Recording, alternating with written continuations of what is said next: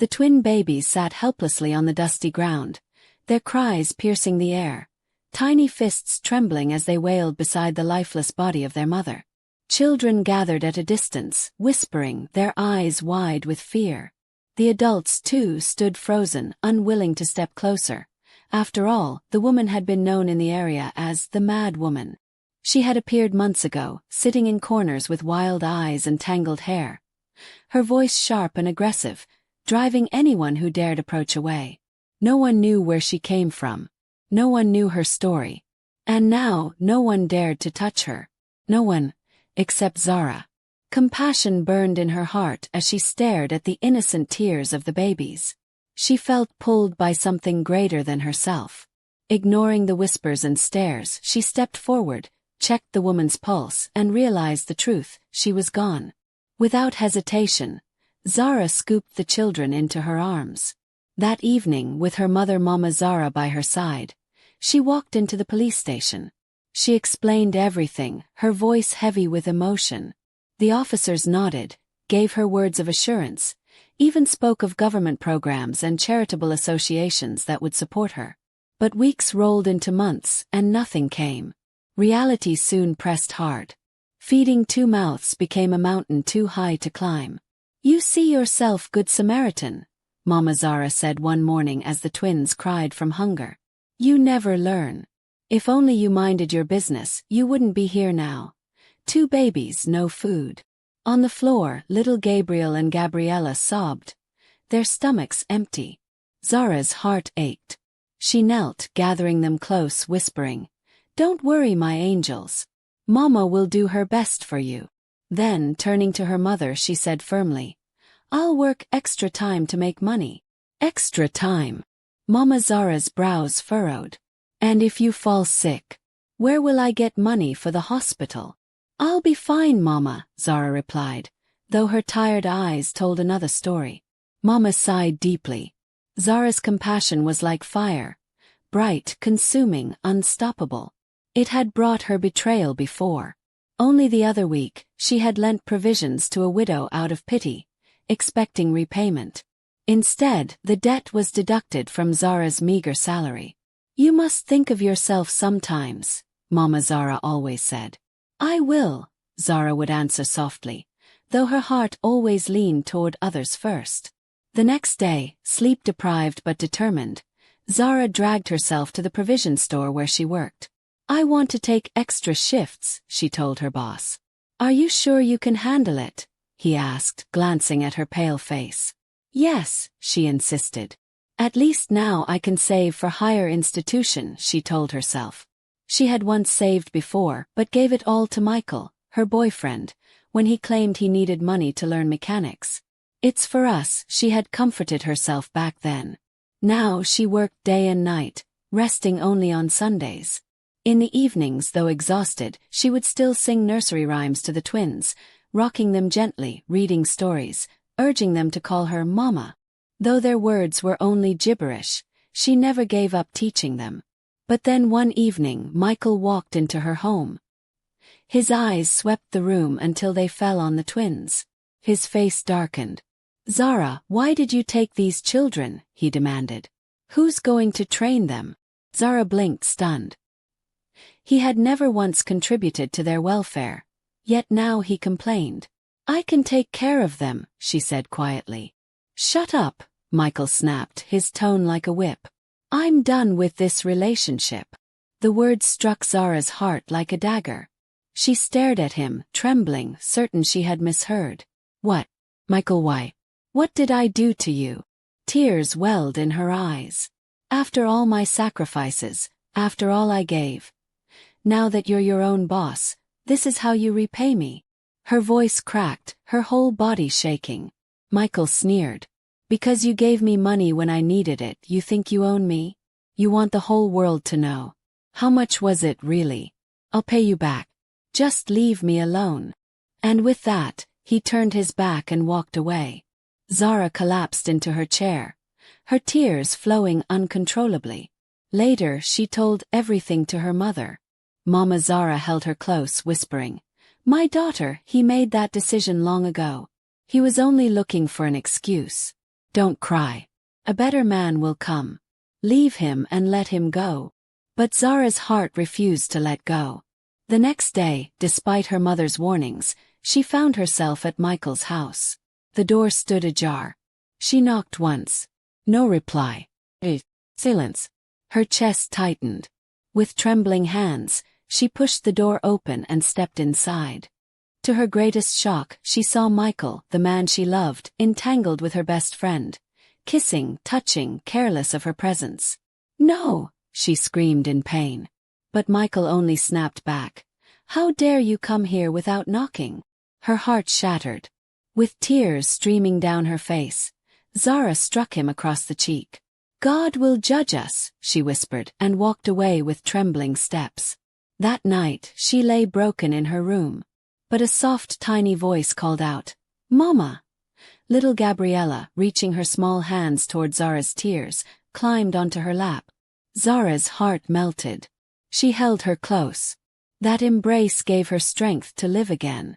Years passed. Zara and her mother cared for the twins, Gabriella and Gabriel. Zara worked double shifts, her hands blistered, her body tired, but she never gave up. One joyful afternoon, the twins rushed home from school shouting, Mama, Mama! They waved their results proudly. Both had passed. Zara's face glowed with pride as her mother, whom the twins fondly called Grandma, joined in their laughter. For a moment life felt perfect. But destiny had another plan. One afternoon, the police summoned Zara and her mother to the DPO's office. Inside sat a stern officer, the divisional police officer himself, with a young man already waiting. Mrs. Zara, the DPO began formally. We are investigating a case of a missing woman believed to be mentally unstable and her twin children. Evidence suggests that the twins under your care may, in fact, be the missing children. This man, Mr. Frederick, is the woman's brother, and he has come forward with a claim. Zara's eyes widened in shock. What nonsense is this? Which twins are you talking about? Do you think we are fools because we are poor? For 5 years, where was he? And now you come here with no shame to claim what is not yours. Her voice trembled but remained firm. If you think this will be easy, it won't. I will report to the king, or better still, take this matter to court. She stormed out, leaving her mother frozen in disbelief. Later, Mr. Frederick came to Zara's home. He begged softly, his eyes heavy with guilt. My sister Clara, she was in an accident. It damaged her mind. She escaped the hospital and vanished. For years we searched. Only recently did we trace her to this area. I had to leave the country, but the search continued. Eventually a DNA test was done, using samples taken from Gabriel and Gabriella. The results confirmed they are my sister's children. Zara's chest tightened.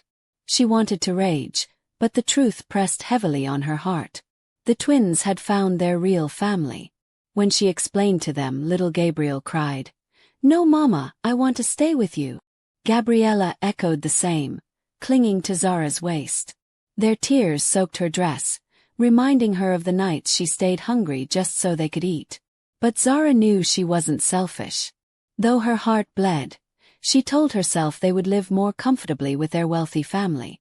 Weeks later, the truth was confirmed, and the twins were claimed.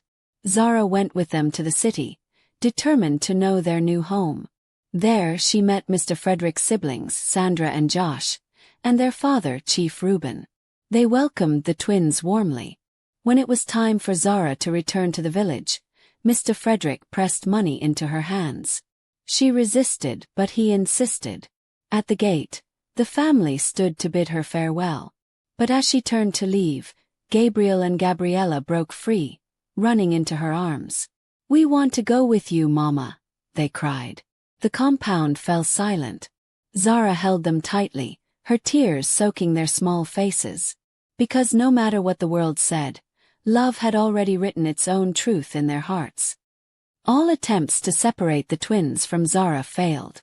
Their tiny hands clung desperately to her clothes as they cried bitterly, refusing to let go.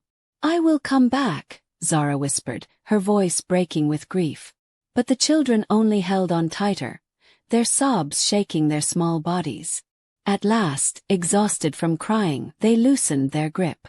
Zara stumbled into the bus, tears streaming down her face. As the vehicle pulled away, her heart felt torn in two. Lord, I only prayed for a simple happy life for Gabriel and Gabriella. Why must it be this hard? The house grew quiet. For 5 long years, her world had revolved around the children. Now, left only with her mother, Zara wandered in silence, the emptiness pressing against her chest. One morning, chaos broke out in the city mansion. The maid entered the twins' room to prepare them for school, but what she saw made her scream. Gabriel lay unconscious on the bed, his lips pale. Panic filled the house as everyone rushed him to the hospital. Right there, Gabriella collapsed too, burning with fever. Whenever the twins opened their eyes, their voices were weak but insistent. "I want Mama," Gabriel whispered. "I want Mama," Gabriella cried softly, her eyes rolling with tears. The doctor shook his head. These children will not recover unless they are reunited with their mother. After long arguments, the family reached a painful conclusion. Zara must move into the city. When Zara heard the news, she rushed down in panic. "Where are my children?" she cried, storming into the hospital room. The moment the twins saw her, their faces lit up through their tears. "Mama, we missed you." Zara collapsed into their embrace, weeping openly.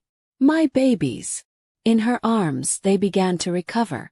Within days, their laughter returned, filling Zara's heart with fragile joy. At the mansion, Mr. Frederick tried to keep things light, buying gifts, taking Zara and the twins out, and showering them with attention. But beneath the surface, Zara sensed something deeply wrong. The house was cold. Sandra, the only daughter, rarely spoke. Frederick and Josh argued over the smallest things. And Chief Reuben ruled the home with a heavy hand, his words sharp as knives.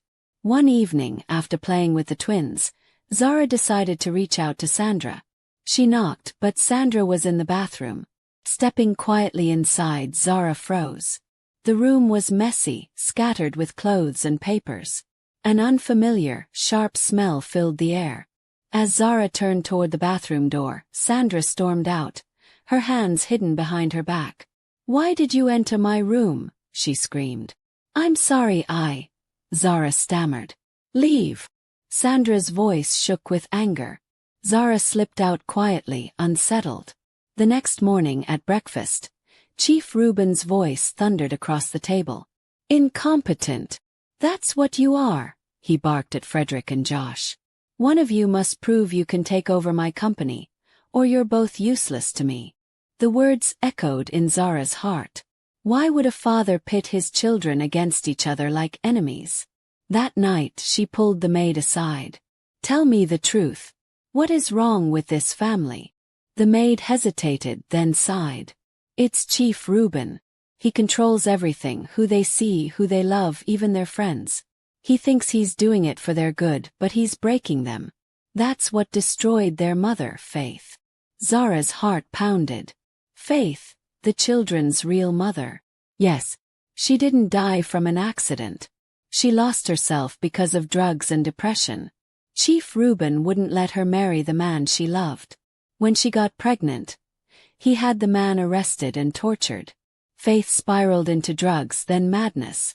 She escaped from the hospital and was never the same. Zara gasped, tears stinging her eyes. So it wasn't an accident. It was heartbreak. The smell in Sandra's room suddenly made sense. Determined, Zara began watching her closely. One night, she overheard Sandra on the phone. "I'll bring the money. Please don't tell anyone," Sandra whispered shakily. The next day, Zara secretly followed her. She saw Sandra meet a rough-looking man. Their voices rose in anger as he grabbed her bag. Zara stepped out of hiding, shouting, "The police are on their way." Startled, the man fled. Sandra collapsed in relief, hugging Zara tightly. "I'm tired. I can't do this anymore. He has pictures of me. Into drugs. He supplies me, then blackmails me. I want to end it all." Zara held her. "You are not alone. We'll fight this together. From that day, the two women grew close. At breakfast the next morning, Chief Reuben exploded again. My company is failing. And you two sons are useless. Frederick slammed his hand on the table. Your strategies are outdated. We need innovation, not control. Josh shouted back. Innovation without discipline is suicide. You're reckless. Their voices rose, clashing like knives. The twins sat at the table, shrinking in fear. Zara stood suddenly, her voice ringing out. Enough. Can't you see what this is doing to your children? A family isn't about control or competition. Family is love, sacrifice, support, and care. Without it, individuals break. And society weakens. But when a family stands united, no force can destroy it. Her words cut through the chaos. Silence fell. Even Chief Reuben, for once, said nothing. Watching till now shows you love this story. Please subscribe. It will really encourage me to create more and better content for you. Something about Zara reminded Chief Reuben of his late wife Lily. The words Lily used to say, family should be united, were the same words Zara spoke with such passion, and they struck his heart like an echo from the past. Later that evening, Frederick walked quietly toward Zara. His voice was low, almost curious. I never knew you could talk like that, he confessed. I thought you were too calm, too soft to ever get angry. Zara turned to him, disappointment in her eyes. Is that all you saw, Frederick? Anger? I was not just angry, I was pained. Can't you see Sandra is walking down the same path Faith did? Frederick tried to act dumb.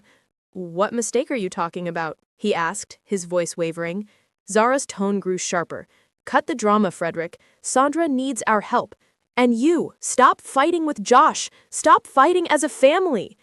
Just then, Sandra, who had been listening silently, stepped forward with tears in her eyes. Zara, I admire your courage. Thank you. Zara's smile was gentle as she replied, I only want to see my loved ones happy and at peace. She turned back to Frederick. You're the eldest. Why not stop arguing with Josh and set the example? Please. Frederick's heart sank, and for a moment his eyes glistened. She talks just like Mother, he whispered. That night, the three of them, Zara, Sandra, and Frederick, sat under the stars, speaking, laughing, and sharing a rare moment of peace. It felt as though a fresh wind had entered the mansion. By morning, the house was filled with an unfamiliar cheerfulness. At breakfast, Frederick stood and spoke with new resolve. I will no longer be bound by trying to impress Father. I've always dreamed of establishing my own company, and now I will. In the past, Chief Reuben would have dismissed such words with anger, but his voice was calm now. That is a very good idea, my son. Josh's face darkened with guilt as he lowered his eyes. For years, he had raised his shoulders against Frederick, desperate for their father's approval. I'm sorry, brother. I feel ashamed. Frederick smiled and embraced him. It's fine. For the first time in years, the brothers hugged like family again. Sandra, too, found hope. Chief Reuben allowed her to finally enroll in fashion design school, her lifelong dream. As she dressed the twins for their outing, she whispered, I never thought this day would come, Father admitting he was wrong and even apologizing. That same day, the family visited Wonderland. Gabriel and Gabriella laughed until their cheeks hurt, their joy lighting up everyone's hearts. Then, in a moment that changed everything, Frederick went down on one knee before Zara. Her breath caught in her throat, shock flashing across her face. Will you marry me? He asked. Tears of joy filled her eyes. Becoming his wife meant she would never again be torn away from her children. She said yes. Their wedding was a sight to behold. Gabriel and Gabriella, brightly dressed, their smiles radiant, as Mama Zara danced with joy. It has paid off, Mama Zara cried, to raise a daughter like Zara, loving, caring, and selfless. Always remain good, my child. Zara smiled, nodding. Mama, you don't need to worry. Nothing gives me more joy than making others happy. Zara was truly a good woman, kind, patient, forgiving, humble, and full of compassion. Frederick cherished her, pampered her, and gave her the love she deserved. Together with the twins, they moved into their new home. Sandra flourished as a fashion designer, Frederick's business grew, and life blossomed for Zara, now heavily pregnant. One day, she and Frederick visited her mother in the village, carrying gifts that filled the house to the brim. Mama Zara danced and sang, her voice lifting in gratitude. But the next morning, an unexpected visitor arrived. Michael. His face went pale when he saw Zara, glowing and heavily pregnant. Wealth and joy had transformed her into someone even more beautiful than before. Overcome, he dropped to his knees. "Please forgive me," he begged. "I wronged you. I wasn't grateful. I pushed you away, and now my life is ruined. My business is collapsing. Every time I think of my sins, I remember you. Please forgive me." Zara looked at him, her eyes calm but firm. "Stand up, Michael. I forgave you long ago. I don't carry grudges." Then her voice grew deeper, almost like a lesson. "An unforgiving spirit is poison. It breeds anger, bitterness, and regret. It blinds the heart, steals peace, and destroys blessings. I will never let that live inside me."